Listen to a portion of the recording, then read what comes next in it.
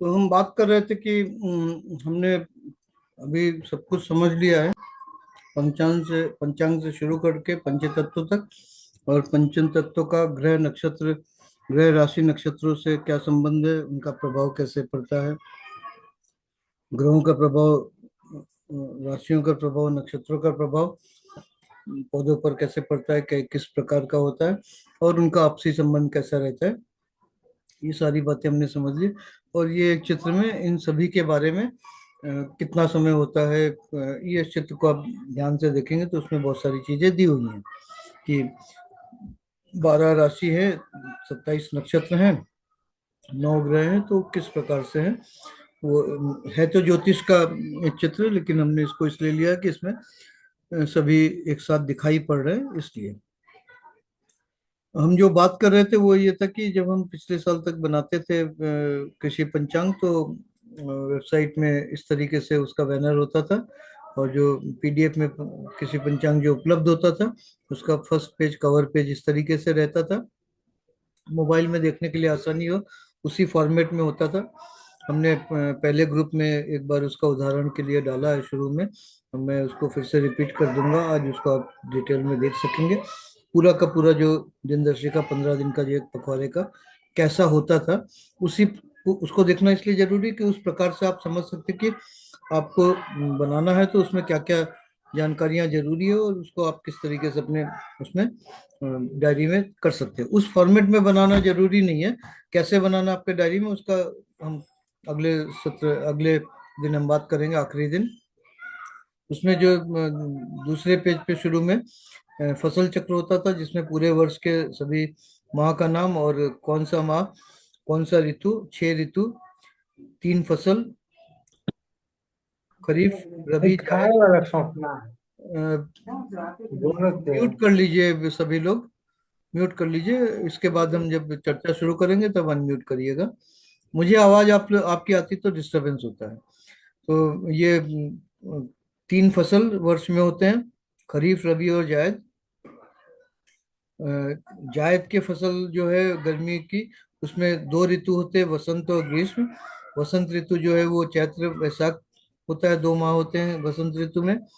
ग्रीष्म ऋतु में 2 माह होते हैं, ज्येष्ठ और आषाढ़। उसके बाद खरीफ ऋतु शुरू होता है, इसमें 2 ऋतु होता है। खरीफ की फसल होती है, इसमें 2 ऋतु होता है, वर्षा और शरद। वर्षा ऋतु जो है श्रावण मास से शुरू होता है, भाद्रपद तक रहता है, और शरद ऋतु जो है आश्विन और कार्तिक 2 माह रहता है। उसके बाद रबी की फसल आती है, जिसमें 2 ऋतु होते हैं, हेमंत और शिशिर।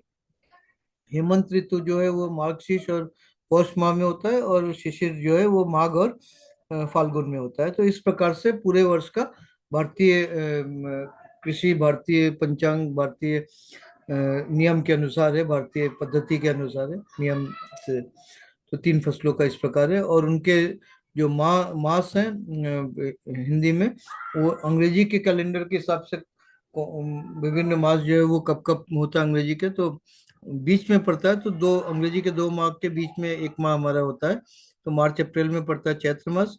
वैशाख जो है वो अप्रैल मई में होता है। ये कोई ऐसा नहीं है कि मध्य से मध्य ही होता है, थोड़ा आगे पीछे हो सकता है, लेकिन माह के ऊपर विभाजित होता है। ये हमारे भारतीय मास जो है, ज्येष्ठ मास जो है वो मई जून में होता है, आषाढ़ जून जुलाई में होता है, श्रावण जुलाई अगस्त में होता है, भाद्रपद अगस्त सितंबर में होता है, अश्विन सितंबर अक्टूबर में होता है, कार्तिक अक्टूबर नवंबर में, मार्गशीर्ष नवंबर दिसंबर में। मार्गशीर्ष को अग्रान भी बोलते हैं, अगान बोलते हैं उत्तरी भारत में, पूर्वी भारत में उसको अग्रान बोलते हैं। और पौष जो है वो दिसंबर जनवरी, माघ जनवरी फरवरी, और फाल्गुन फरवरी मार्च, इस प्रकार से होता है। इसके बाद जो हम उसमें बताते थे वो था कि ये हरे में जो टिक है वो अनुमत का मतलब जो अनुकूल है या किया जा सकता है, और जो नहीं किया जा सकता, वर्जित है, वो लाल में हम क्रॉस करके बताते थे। और उसके साथ अगर औषधि का छिड़काव करना तो ये हम उसका सिंबल दिखाते थे। सिंचाई करनी है तो हल्की करनी है, मध्यम करनी है, गहरी करनी है, तो वो ये झाड़ी के उससे संख्या से हम बताते थे, हल्की करनी तो एक, मध्यम है तो दो, और गहरी है तो तीन। इनका कारण क्या है, इसके बारे में भी हमने पहले ही बात किया है कि कब गहरी करनी चाहिए, कब हल्की करनी चाहिए। और आज हम उसके ऊपर और भी थोड़ा सा फिर से बात करेंगे। अंत में सारांश में जो है हम फल बीज एक समूह हो गया, मूल जो है जड़ वर्गीय, मूल वर्गीय, फूल वर्गीय, पत्ते या पर्ण वर्गीय।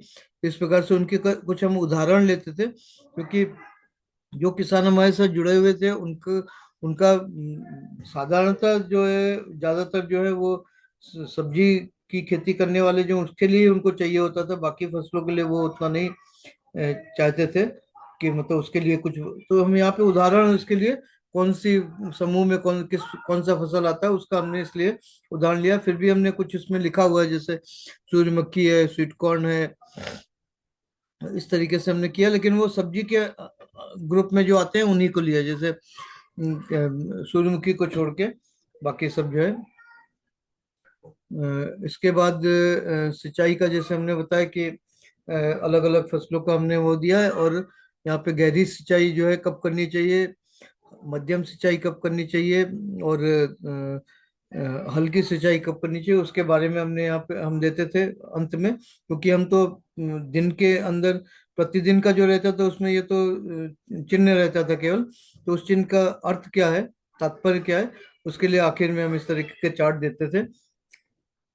और फिर फसल के समूह के अनुसार कटाई तुड़ाई का जो है, वो जैसे यहाँ पे हरे में टिक किया हुआ है, तो जिस भी समय का है ये, किसी भी पखवाड़े का है, तो उस पखवाड़े में ये सभी तरह के फसल अगर कटाई तुड़ाई की जाती तो उसके लिए है। अगर नहीं की जाती है तो फसल के अनुसार हम उसको अलग अलग हरे में या लाल में, जो हमने पीछे दिखाया उसके हिसाब से चिन्ह देते थे। फिर छिड़काव के लिए भी इसी तरीके से हमने दिया हुआ है कि समय कब और क्या समय होना चाहिए, किन दिनों में होना चाहिए, उसके बारे में हम लिखते थे। और फिर यहाँ पे जो दिन प्रतिदिन का जो रहता था उसको यहाँ पे हम दिखाते थे, इस तरीके से रहता था।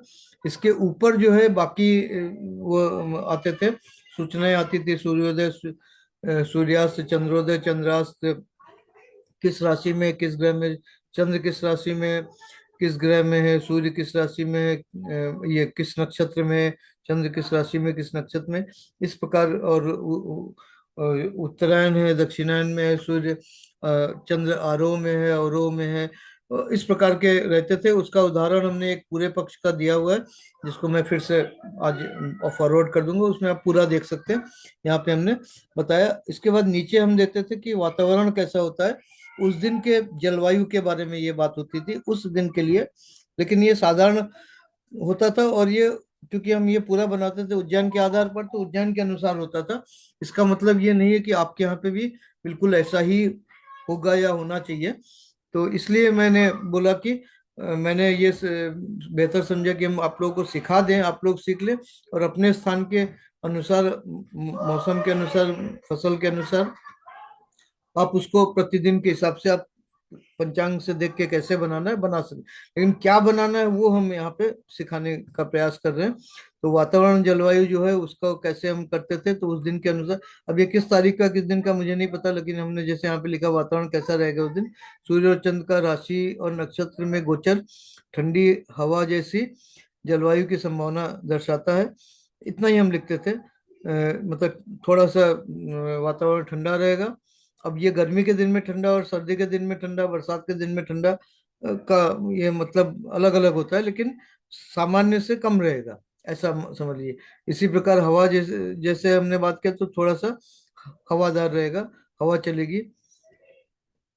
और इसके बाद जैसे उस दिन भू समीपक, अगर आपको याद होगा, जब चंद्र जब पृथ्वी के सबसे नजदीक होता है, भू समीपक, तो उसका हमने दिया है चंद्र स्थिति साय 6:56 से दोपहर 2:55 बजे, 6 बजे है ये स्थिति जो है, वो उस समय है, वो समय बिंदु के सबसे नजदीक जो है उस समय है उज्जैन के अनुसार। तो इसका मतलब ये है कि दोपहर 2:55 के बाद खेती के में सभी कार्य ये करना है, सॉरी, के बाद सभी कार्य को तक टालना चाहिए। बात बात सुबह मतलब ये साय है ना, शाम का समय दिया हुआ है, तो उससे 4 घंटे पहले का आकलन है ये। तो दोपहर को 2:55 के बाद से ये 6:56 मतलब 4 घंटे हो गए। तो इसके 4 घंटे पहले से 4 घंटे बाद तक कोई कार्य खेती में नहीं किया जाना चाहिए, तो उसके हिसाब से। तो ये इसका जो कारण क्या है, ये इसका जो व्याख्या है, वो हम अंत में देते थे। जो हमने बताया कि 15 एक पखवाड़े का हमने डाला हुआ उसमें है, उसमें आप देख सकेंगे कि इसका कारण क्या है। और हमने यहाँ से लाल का वो दिया हुआ है। इसी प्रकार चंद्रग्रहण था, तो चंद्रग्रहण जो है प्रातः 8:15 पे है। तो फिर उसका भी है कि दोपहर 12:15 तक खेत के सभी कार्य टालने चाहिए, 4 घंटे बाद तक चंद्रग्रहण के लिए। और इसी प्रकार पूर्णिमा का जो है उस दिन रात प्रातः 8:04 पे पूर्णिमा का समय। तो पूर्णिमा के दिन आप सभी कार्य कर सकते हो, तो यहाँ पे ये है और लाल निशान है। इस प्रकार से हम करते थे। और एक दिन का हमने लिया है बीच में, उस दिन का वातावरण लिखा है, उसमें भूमुच्य है, ये भू समीपक है, ये भूमुच्य किसी अलग अलग दिन का है, ये क्रम में नहीं है। और उसका स्थिति दिया। फिर उस दिन केतु का स्थिति जैसे है, राहु केतु के बारे में हमने बताया, तो केतु की स्थिति क्या है, 11:13 पे पाता। तो उसके अनुसार 4 घंटे बाद तक मतलब 3:15 तक कोई भी खेत में सभी कार्य टालना चाहिए। तो ये लाल लाल का निशान दिया हुआ है। और इस दिन जो है ये और कोई घटना नहीं है, ये और किसी दिन का है। तो उसमें हमने यहाँ पे वातावरण के बाद और कुछ नहीं लिखा है। बाकी अगर आप देखेंगे तो कौन सा कार्य करना चाहिए किस तरह के फसल में और किस तरह के फसल में नहीं करना चाहिए, उसके हिसाब से हमने ये विभिन्न कार्य जो खेती के होते हैं, वो खेत की जुताई हो सकती है कार्य, वो उसी दिन होगी कि नहीं होगी ये जरूरी नहीं है, लेकिन आप कर सकते हैं कि नहीं कर सकते, हम केवल इतना ही देते थे। अब आप बोलेंगे कि भाई अभी तो फसल जो है खरीफ का तो इतना हो गया, अभी तो जुताई थोड़ी होगी, अभी तो फसल लग चुका है। हम उसकी बात ही नहीं कर रहे, हम ये कह रहे हैं कि उस दिन ये कार्य किया जा सकता है कि नहीं किया जा सकता है। तो खेत की जुताई की जा सकती है, तो किस तरह के फसल में की जा सकती है उसका है। खाद डालना है तो वो की जा सकती है किस तरह के फसल में।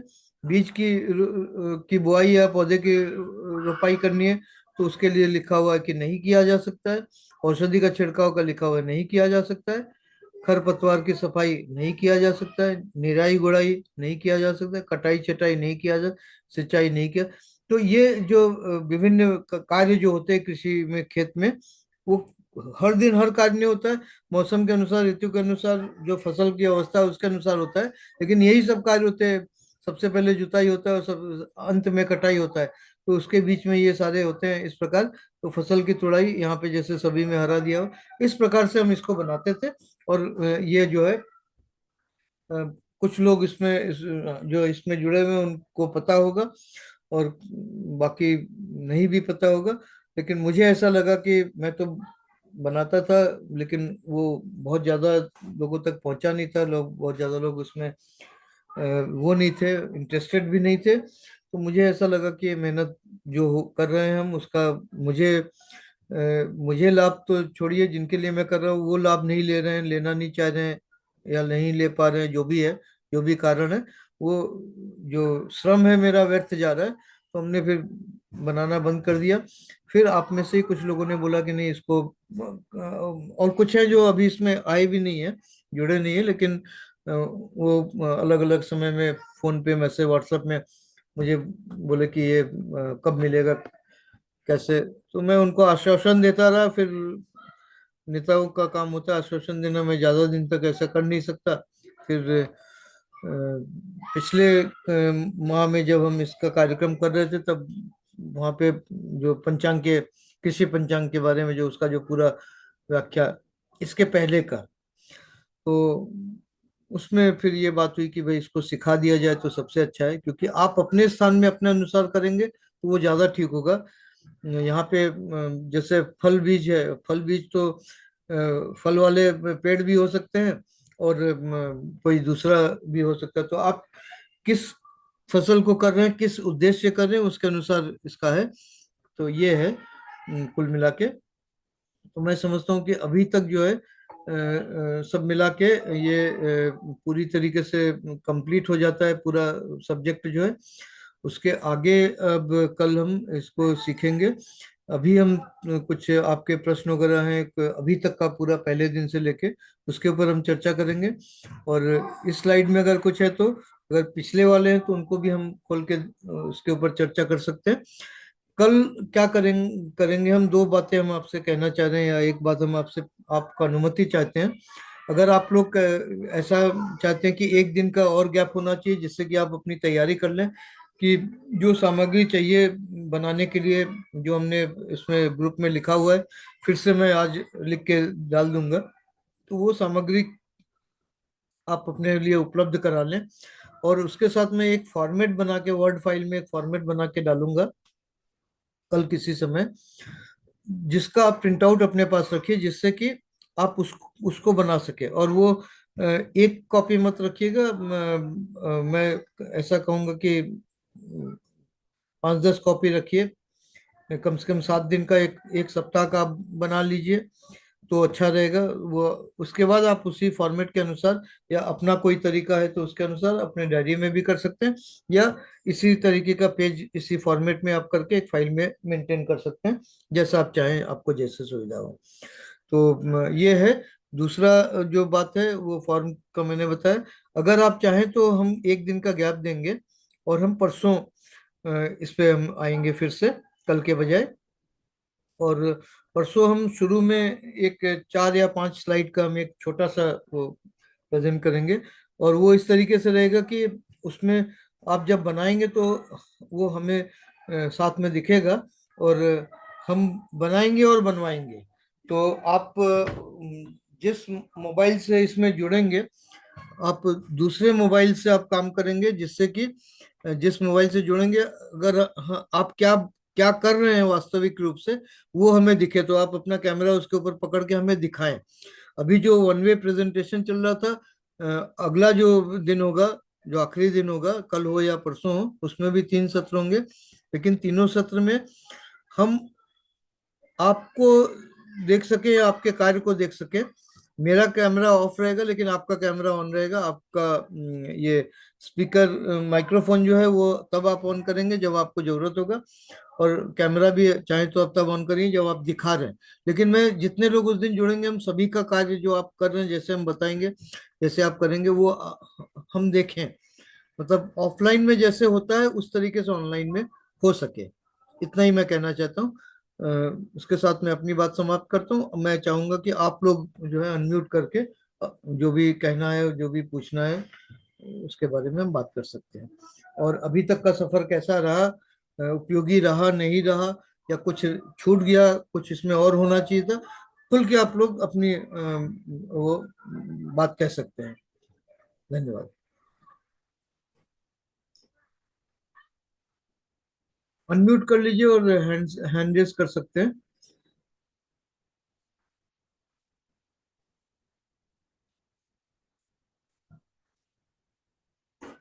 मेरी आवाज आ रही है आप लोग को?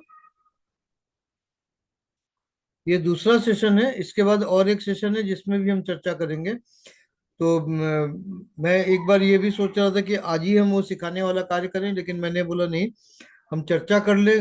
आप लोगों से हम सबसे सुनना चाहते हैं। और एक पूरा दिन इसी तरीके से 3 सेशन हम रखें, जिसमें आप खुद बना के उसको हम आपसे बनवा सकें। और उसके लिए क्या सामग्री चाहिए, क्या तैयारी चाहिए, वो भी आप कर सकें। तो इसलिए नहीं तो हम तो शॉर्टकट कर सकते हो, लेकिन हम ऐसा करते नहीं है, हमारा वो तरीका नहीं है। तो आप अनम्यूट करके कुछ कहना चाहते हैं, कुछ पूछना चाहते हैं, बताइए। और नमस्ते सर। नमस्कार सर। नमस्ते। हाँ, भाविया जी बोलिए। जी सर, मैं नक्षत्र वाले दिन आपने बताया था हम्म। नक्षत्रों के शुभ और अशुभ प्रभाव। हम्म। जी, तो ये किस आधार पर तय होता है कि कौन सा नक्षत्र शुभ है और कौन सा अशुभ, ये मैं जानना चाहती हूँ। देखिए कैसा है कि वहाँ ये जो शुभ और अशुभ का जो है, साधारणतः उसको ज्योतिष के अनुसार लिया गया है। और ज्योतिष जो है वो हमारे अपने लिए है, ठीक है, उसके आधार पर है।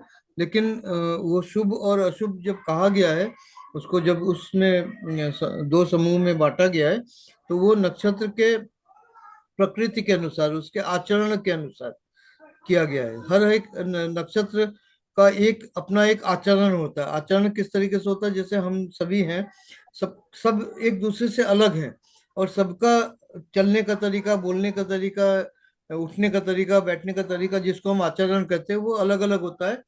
तो इसी तरीके से वो उन उन वो भी है, तो उनमें भी इस तरीके से, और उसको उसका अध्ययन किया गया, और उसके अनुसार ये देखा गया कि हमारे लिए पृथ्वी के ऊपर, हमारे लिए, मनुष्य के लिए, क्योंकि मनुष्य के आधार पर ही उसको हम अपने फसलों के लिए समझ सकते हैं, तो कि शुभ है और किस तरीके से शुभ है। तो वो उसका जो आचरण है, मतलब कि उसका जो ऊर्जा है, उसका प्रभाव किस प्रकार से पड़ता है। इसका मतलब ये नहीं जी कि अशुभ है तो हर समय अशुभ है। वो अशुभ अगर है तो किसी कॉम्बिनेशन में है, वो कॉम्बिनेशन को समझना जरूरी है। और इसके लिए बहुत आसान तरीका ये है, जो हमने दूसरे तीसरे दिन ही बताया था, कि जो कॉमन फैक्टर है वो है तत्व। तत्व के अनुसार प्रकृति होती है। अगर अग्नि तत्व है तो वो जिसकी अग्नि राशि होगी वो थोड़ा सा गर्म मिजाज का होगा, उसको गुस्सा जल्दी आएगा। उसी राशि के साथ अगर उसके कुंडली में मंगल ग्रह ऐसे स्थान पर है, तो वो बहुत ज्यादा गुस्सैला होगा, बहुत ज्यादा क्रोधी होगा, बहुत जल्दी जल्दी लड़ाई करना शुरू कर देगा। मतलब ऐसा नहीं कि पूरे दुनिया में अगर हम देखें, तो जितनी भी जनसंख्या है, 12 राशि में से एक, किसी न किसी, सभी का कोई ना कोई एक 12 में से एक ही राशि है। तो पूरे जी जनसंख्या को अगर 12 भागों में विभाजित कर दें, तो 12वां भाग तो मेष राशि का है, और 3 अग्नि राशि है। तो उस तरीके से देखा जाए तो 25% ऑफ द पॉपुलेशन जो है वो अग्नि राशि वाले हैं। वो सभी क्रोधी थोड़ी हैं। सबका जो वो है, सबका जो व्यवहार है, जो नेचर है, वो एक जैसा नहीं है उनमें भी। तो वो कॉम्बिनेशन जो है वो होता है। तो यहाँ पे वो कॉम्बिनेशन का कॉमन फैक्टर जो है वो तत्व है। और इसलिए मैंने पहले दूसरे दिन ही बताया था कि वो जो चार्ट है जिसमें तत्वों के आधार पर ग्रह, राशि और नक्षत्र को बताया गया, और उसके साथ हमारे फसलों के लिए जलवायु को बताया गया था, उसको अगर आप बहुत अच्छी तरह से ध्यान से समझ लें, याद कर लें, तो मैं समझता हूँ कि जो आपका प्रश्न है उसका उत्तर आपको उसी में से मिलेगा। उसकी व्याख्या की गई है, और उसको फिर अलग से वो किया गया कि भाई ये शुभ है, ये अशुभ है, लेकिन वहां पे तत्व के आधार पर है। ठीक है। जी जी धन्यवाद सर। अनिल जी, आप कुछ कह रहे थे। हाँ, जी सर। राम सर। मैं नमस्कार। चाह रहा था सर कि ये जो इतनी चीजें हम लोग तो समझे हैं कुछ, लेकिन जो अग्नि तत्व या क्या हमको पंचांग से देखना है, उसके बारे में थोड़ा सा आपका अगला ये अगला जो रहता आखिरी है दिन जो है, कि- आखिरी दिन जो है आप पंचांग लेके बैठेंगे, मैं भी पंचांग लेके बैठूंगा। मैं पंचांग जो है वो इसमें ये ऐप वाला पंचांग जो है वो रखूंगा आपके पास। मैं चाहूंगा कि आप ऐप वाला भी रखें किसी मोबाइल में, और जो वास्तविक जो पुस्तक वाला पंचांग होता है उसको भी रखें साथ में। और उसमें से हम देखेंगे कि किस तरीके से देखना है।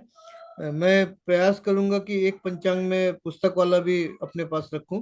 वैसे मुझे जरूरत नहीं पड़ती, मैं रखता नहीं हूँ। जब मैंने ये शुरू किया था तब मैं दाते पंचांग में यहाँ पे लेता था पूना में, मराठी वाला। लेकिन उसमें बहुत सारी चीजें होती हैं, बहुत सारी नहीं होती हैं, जो मुझे ठीक से उसमें से वो नहीं होता था, मिलता नहीं था, तो इसलिए फिर मैं खरीदना बंद कर दिया कुछ सालों से। लेकिन इसके लिए मैं एक ले लूंगा।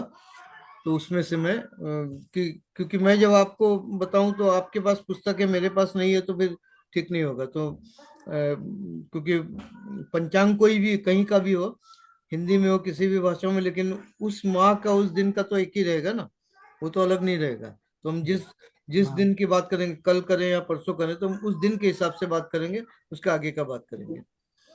ठीक है। तो स्थान के हिसाब से ना हर का अलग होगा। जैसे आप पूना में है तो पूना के का जो वहाँ का पंचांग हुआ, हम लोग का काशी का पंचांग है, तो उसमें नहीं तो दोनों में नहीं, अंतर वो थोड़ा थोड़ा था। जितने भी पंचांग होते हैं वो उज्जैन के अनुसार बनते हैं।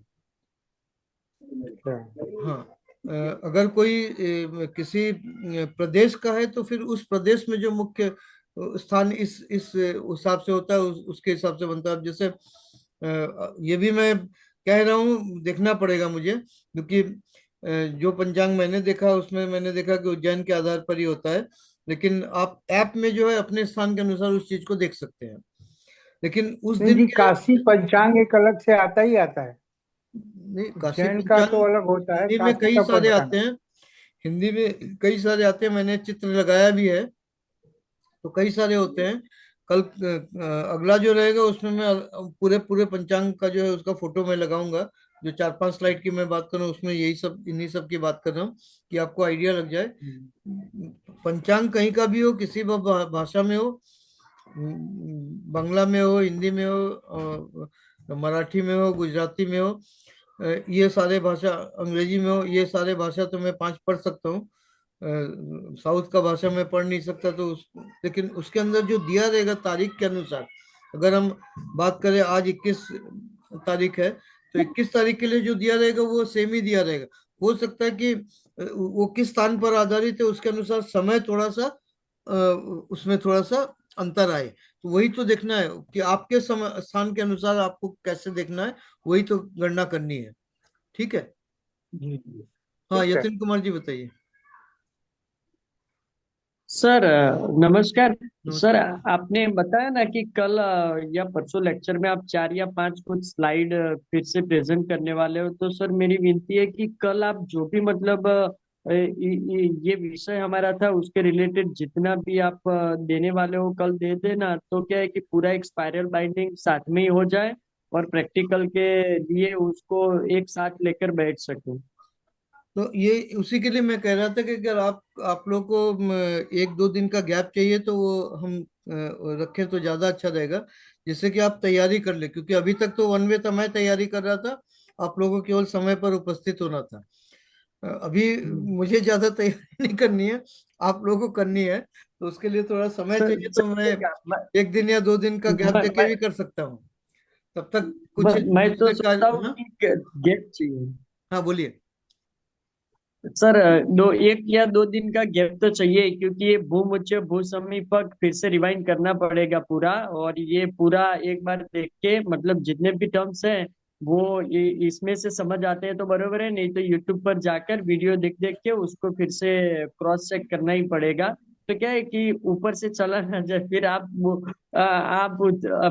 एक तो अच्छा है कि हम मतलब ये माध्यम से जुड़े, बाकी बाजू में बैठे और कुछ ना है तो डंडा लेने का मन ना कर फिर आपका कि ये क्या कर रहे हो, अभी कुछ समझ में ही नहीं आता है। नहीं, यहाँ पे यूट्यूब में जाने की जरूरत नहीं, क्योंकि सारे वीडियो तो मैं इसी ग्रुप में डाल रहा हूँ, है ना। हाँ वो तो है तो सर। पहले दिन से हर दिन का 3 वीडियो है। एक दिन शायद एक मिस हो गया था, बाकी रिकॉर्डिंग नहीं एक का शायद नहीं हुआ था। तो जितने भी है जिस दिन के हिसाब से 15 तारीख से शुरू हुआ है, तो 15 तारीख से आप इसी ग्रुप में देखेंगे तो आपको वीडियो मिलेंगे। वो वीडियो अगर आपने नहीं देखा तो मैं ये कहूंगा कि वो सभी वीडियो आज तक का आप देख लीजिए, जितनी बार देखना है उतनी बार देखिए, आपके इसी ग्रुप में है। आप चाहें तो उसको अलग से सेव कर लीजिए आगे के लिए, क्योंकि कुछ समय के बाद ग्रुप में से, मतलब वीडियो नहीं हम डिलीट करेंगे, लेकिन ग्रुप को अगर हमने फॉर्मेट चेंज किया या कुछ वो किया तो हो सकता है आपको उपलब्ध नहीं हो, तो आप अपने पास उसमें जहाँ पे चाहते हैं वहां पे सेव कर लिए, तो आपके आपके लिए हो गया, वो आपका हो गया, है ना। तो हाँ हाँ पहली सर, चीज, वो उसके अच्छा लिए है। अगर जितना समय लगेगा, अगर 2 दिन का समय चाहते हैं तो हम 2 दिन का गैप दे देंगे। आज सोमवार है, मंगल बुध छोड़ के हम बृहस्पतिवार को आ सकते हैं, आखिरी जो वो इसके लिए। क्योंकि पहले क्या था मैं आपको बताऊं खुल के कि मैं मेरे पास समय 1 या 2 दिन का ही था, क्योंकि मैंने बताया था कि मेरा टूर जो है 24 तारीख से शुरू हो सकता है, वो एक सप्ताह आगे चला गया है, क्योंकि जहाँ जाना है वहां पे तैयारी जो है वो एक सप्ताह के बाद है। तो मेरे पास समय है, आप बोलेंगे 3 दिन का गैप तो मुझे कोई दिक्कत नहीं है। केवल 25 तारीख को मैं उपलब्ध नहीं हो सकूंगा, क्योंकि 25 तारीख को मैं पूरे दिन बाहर रहूंगा, और शाम को भी शायद थोड़ा लेट हो सके। तो आज 21 तारीख है, 22-23 का गैप देके 24 को हो सकते हैं, या फिर चाहे तो 26 को भी हो सकते हैं। आप जैसा बोलेंगे, आप ग्रुप में सब लोग अपना अपना ओपिनियन डाल दीजिए। ठीक है, आज ये आखिरी सत्र के बाद तो उसके हिसाब से हम डिसाइड कर लेंगे। और क्या क्या तैयारी करनी है, क्या क्या आपको वो कराना है, वो भी हम उसमें लिख देंगे। और जो 5 स्लाइड का जो रहेगा वो बना के हम ग्रुप में डाल देंगे। वो लेकिन उससे ज्यादा कुछ फर्क नहीं पड़ेगा, क्योंकि अभी तक का जो था वो हम डालते थे, वो जैसे अनिल कुमार जी ने बहुत अच्छा सलाह दिया था कि आप पीडीएफ डाल दीजिए, हम उसको प्रिंट आउट निकाल सकें। जो आखिरी दिन का जो रहेगा 4-5 स्लाइड, उसको प्रिंट आउट आप नहीं निकालेंगे तो भी चलेगा, क्योंकि उसमें ऐसा कोई तथ्य नहीं रहेगा। उस ओके सर, प्रकार ओके से ओके। नहीं रहेगा। उसमें केवल रहेगा कि हम किस तरीके से उसको ऑर्गेनाइज करते थे और आपको कैसे करना है। तो वो फॉर्म जो है वर्ड फाइल में, वो तो हम ग्रुप में ही डालेंगे, उसमें भी लगाएंगे लेकिन ग्रुप में भी डालेंगे। उस फॉर्म के प्रिंट आउट आपको लेके रखने होंगे। शुरू में आप कुछ दिन तक उस फॉर्म के अंदर ही बनाएंगे, हर दिन का एक। उसके बाद आप उसको डायरी में बनाए, आप जैसे चाहे वैसे कर सकते हैं। ठीक ओके है। सर, सर ओके ऐसा ओके। नहीं हो सकता कि जैसे आप कल अपन एक ले ले सर, जो आप चाहते जैसा, और फिर हमको कुछ होमवर्क दे दे 1-2 दिन का, फिर हम वापस मिले। मैं अभी वही होमवर्क ही दे रहा हूँ कि अभी तक का जितना हुआ है वो सारा आप एक बार स्टडी कर लीजिए, रिव्यू कर लीजिए। और जितना होमवर्क जो मैं देना चाहता हूँ वो ये कि आखिरी दिन के लिए क्या तैयारी करनी है, उसकी तैयारी करने का जो है वही होमवर्क है। बाकी जो है उसके बाद अगर आप बोलें कि अच्छा ठीक है, एक बार हम और मिलेंगे, हमने ये बनाया है, तो आप जो बनाएंगे उसको आपने मुझे मतलब ग्रुप में व्हाट्सअप कर दिया सभी ने, उसके ऊपर हम इस तरीके से एक चर्चा कर लेंगे। एक सेशन का चर्चा हो जाएगा, उसमें कोई दिक्कत नहीं है। अगर 2 सेशन की जरूरत पड़ेगी तो 2 सेशन रख लेंगे, 3 सेशन की जरूरत पड़ेगी 3 सेशन रख लेंगे। समय उसी तरीके से रहेगा, लेकिन उसमें कोई प्रेजेंटेशन नहीं रहेगा। जो आप लोगों ने भेजा उसी के ऊपर बेस करके हम बनाएंगे, उसी को सामने स्लाइड में लगा के, और हम देखेंगे, उस पर चर्चा करेंगे कहाँ सही है, क्या कहाँ पे गलती हो गई है, क्या हो गया। वो कर सकते हैं, वो कोई दिक्कत नहीं है। वो 7वें के बाद 8वें दिन हम कर सकते हैं। वो 8वां दिन हम डिसाइड कर सकते हैं कि किस दिन होगा, अगले ही दिन हो 7वें दिन के बाद, ये भी जरूरी नहीं है। 7वां दिन कब होना है वो मैं कह रहा हूँ कि आप चाहें तो कल कर सकते हैं, आप चाहे तो एक दिन का गैप दे सकते हैं, परसों कर सकते हैं, या 2 दिन का गैप देके उसके अगले दिन कर सकते हैं, 24 तारीख को। ठीक है। और 24 तारीख को करके इसके बाद जैसे मैंने बोला 25 को मैं उपलब्ध नहीं रहूंगा, तो वो वाला हम 26 को कर सकते हैं या 27 को कर सकते हैं, ऐसा कर सकते हैं। तो उसमें जो है आप लोगों ने अपना बना भी लिया, और उसके ऊपर चर्चा हो गई कि कहीं पे कुछ है सुधार करना, या आप लोगों का भी कोई सुझाव उसमें आ सकता है कि इसमें ये भी होना चाहिए, ऐसे होना चाहिए। सब लोग अलग अलग बनाएंगे तो उसमें हो सकता है कि कुछ नई बातें भी आए आप लोगों से। ऐसा जरूरी नहीं कि जो हमने बताया वही सब कुछ पूरा है, ऐसा कभी नहीं होता। तो कोई नई चीज भी आ सकती है उसमें। फिर एक कॉमन हमने बना लिया कि भाई इस तरीके से करेंगे तो सभी लोगों के लिए आसान रहेगा। एक्सक्यूज मी सर, थोड़ा सा मिस हुआ था, क्या बनाना है? पीपीटी? अब थोड़ा आपकी आवाज थोड़ी धीमी आ रही। हेलो। आपकी हेलो। फिर से हाँ सर, मतलब अपने अभी कोर्स में का एक ही दिन बचा है क्या? नहीं, आज आज एक तरह से समझिए कोर्स पूरा हो गया। कल जो है वो प्रैक्टिकल है, अगला जो आखिरी दिन जो है 7वां दिन जो है वो प्रैक्टिकल है।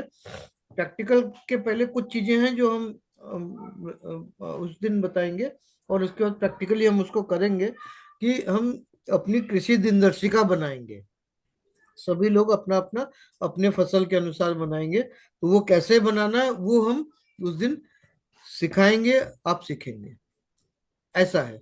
और तो उसके बाद अभी जैसे संदेश। होमवर्क क्या है? हाँ। अभी होमवर्क क्या है हमको? अभी होमवर्क क्या दिया है आपने हम लोगों को? अभी होमवर्क तो बहुत आसान है, जो अभी तक का हुआ है, जो वीडियोस हैं वो देखिए, उसमें से अपने नोट्स बनाइए, उसमें से अगर कुछ शंका है, कोई प्रश्न है कहीं पे, उसको भी आप नोट कर लीजिए, कि जब हम सीखने वाला कार्य करेंगे उसके बीच में हम चर्चा भी कर सकें, या उसके लिए अलग से हम चर्चा कर सकें। कोई चीज रह गया है तो उसको आप नोट कर लीजिए। मतलब आप जब जो सेशन है वो सेशन, तीनों सेशन जब आप वीडियोस देखेंगे तो समझ में आएगा कि अगर आपका कोई छूटा हुआ है, कोई सेशन में कुछ समय छूटा हुआ है तो वो आपको पता चल जाएगा। और जब आप दोबारा देखेंगे तो जो उस समय उतना ध्यान नहीं दिया होगा या कुछ नहीं चीजें ठीक से समझ में, वो सारी होंगी। बताइए लक्ष्मण जी। लक्ष्मण जी आप कुछ कहना चाह रहे हैं? हेलो, पाटिल साहब कुछ कह रहे हैं? आपका ऑडियो ऑन है। हाँ सर, वो राशि में ग्रह कितने दिन रहता है, नक्षत्र कितना दिन रहता है, वो कैसे समझ में आएंगे हमें? नहीं, आपका प्रश्न क्या है वो बताइए। अभी वो तो ये समझ गए हम, कुछ राशि में जलवायु है, अग्नि है, वो तो समझ गए। तो एक राशि में ग्रह कितने दिन रहता है सर? कौन से ग्रह की बात कर रहे हैं? कोई भी ग्रह, वो तो नक्षत्र था, ऐसे नहीं, एक एक ऐसे दिन रहते हैं ना। ऐसे नहीं है। अभी इसमें थोड़ा सा मैं बताऊं, ठीक है, अच्छा प्रश्न है। सौर मंडल को अगर आपको पता है, सौर मंडल को अगर आपने समझा है तो सौर मंडल में सभी ग्रह सूर्य की परिक्रमा कर रहे हैं। और सूर्य की परिक्रमा करने में, एक परिक्रमा करने में अलग अलग ग्रहों को अलग अलग समय लगता है, क्योंकि अलग अलग ग्रह की दूरी अलग अलग है। मतलब जो कक्ष है उसके कक्ष की लंबाई अलग अलग है दूरी के अनुसार, और उन उन ग्रहों की गति भी अलग अलग है। ठीक है। जो हम एक वर्ष का आकलन करते हैं वो पृथ्वी को जो समय लगता है सूर्य का एक एक परिक्रमा करने में, उसको हम एक वर्ष कहते हैं। ठीक है। उसके अनुसार हाँ अगर हम देखें तो पृथ्वी के आंतरिक ग्रह जो हैं, जिसमें शुक्र है और बुध है। बुध को करीब मेरे ख्याल से 80 से 90 दिन के बीच में, कुछ 88 दिन का समय लगता है मेरे ख्याल से बुध को एक परिक्रमा करने में। पृथ्वी के तुलना में पृथ्वी का जो एक एक वर्ष है 365 दिन का, उसके तुलना में बुध को 88 दिन लगते हैं। शुक्र को अच्छा 200 कुछ दिन लगते हैं, हमको याद नहीं है, 200 कुछ दिन लगते हैं। जो पिछला सत्र था उसमें इसके बारे में हमने बात किया था। हाँ, और दूसरे दिन। हाँ, और नहीं तो जो YouTube में वीडियो है उसमें आप देखेंगे तो उसमें तो है ही है। ठीक है। और फिर मंगल ग्रह को जो है वो मेरे ख्याल से 500 कुछ दिन लगते हैं। ऐसे करके है। तो जो एक परिक्रमा कर रहा है, एक परिक्रमा कोई भी ग्रह जो कर रहा है उसको जितना भी समय लगता है वो, हाँ जैसे बुध का गले 88 दिन है, मेरे ख्याल से 88 दिन है। तो 88 दिन में वो 12 ग्रहों से गुजर रहा है। तो 88 को 12 से जब आप विभाजित करेंगे तो जो समय आएगा, एक एक राशि में बुध इतने समय रह रहा है। ठीक है। इसी प्रकार हाँ 27 नक्षत्र हैं। तो 88 को 27 से विभाजित करेंगे, जो जितना दिन आएगा, जितना समय आएगा, जितना दिन आएगा, उतना दिन जो है वो सूर्य जो है उस ग्रह के लिए, उस ग्रह, अगर हम मान लीजिए उस ग्रह में होते, ठीक है, और पृथ्वी की तुलना में वहां का एक वर्ष जो 88 दिन का होता है, तो 88 दिन में अगर एक वर्ष हो रहा है तो एक नक्षत्र का समय कितना होता है सूर्य के लिए, चंद्र के लिए नहीं, क्योंकि वहां पे बुध से कोई चंद्र वगैरह नहीं है। बुध का कोई चंद्र नहीं, चंद्र केवल पृथ्वी का है। शुक्र का भी कोई चंद्र नहीं है। तो शुक्र या पृथ्वी पे अगर आप कल्पना करें कि आप हैं, तो वहां पे चंद्र की बात नहीं आएगी, वहां पे केवल सूर्य की बात आएगी। तो बुध को बुध के लिए सूर्य एक राशि में कितना दिन रहेगा, 88 विभाजित करें 12 से तो जो संख्या आएगी, बुध से बुध के लिए सूर्य जो है एक नक्षत्र में कितना समय रहेगा, उसके लिए 88 को 27 से विभाजित करेंगे, जो जो संख्या आएगी उतना समय, उतना दिन मतलब। ठीक है। इसी के अनुसार आप बाकी ग्रहों का वो गणना कर सकते हैं कि, क्योंकि ग्रह और ग्रह जो है वो 9 है, लेकिन एक एक ग्रह के हिसाब से आपको देखना है, और उनका परिक्रमा का समय अलग अलग है। लेकिन राशि और नक्षत्र तो उतना ही है, उनके लिए भी उतने ही है जितने हमारे लिए, पृथ्वी के लिए जितने हैं उतने ही बुध हमारे सभी के लिए। बुध, हाँ